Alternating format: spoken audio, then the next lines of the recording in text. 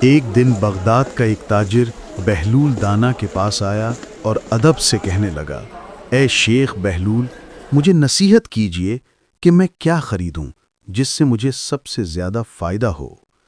بہلول نے فرمایا، لوہا اور روئی خرید لو۔ تاجر گیا اور اس نے خوب مقدار میں لوہا اور روئی خریدی اور ذخیرہ کر لی۔ چند مہینوں بعد جب اس نے وہ سامان بیچا تو اسے بے حد نفع ہوا۔ کچھ عرصے بعد وہ خوش ہو کر دوبارہ بہلول کے پاس آیا، مگر اس بار اس کے لہجے میں غرور تھا۔ اس نے کہا، اے دیوانے بہلول، اب بتا کیا خریدوں کہ مجھے پھر فائدہ ہو؟ بہلول نے مسکرا کر کہا، اس بار پیاز اور تربوز خرید لے۔ تاجر فوراً گیا اور اپنی ساری جمع پونجی پیاز اور تربوز خریدنے میں لگا دی۔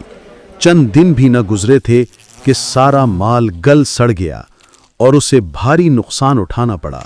پریشان و غصے میں وہ بہلول کے پاس پہنچا اور چیخ کر بولا، جب میں نے پہلی بار تم سے پوچھا تھا تو تم نے مجھے ایسا مشورہ دیا جس سے میں امیر ہو گیا، لیکن دوسری بار تمہاری بات نے میرا سب کچھ برباد کر دیا۔ یہ کیا کیا تم نے؟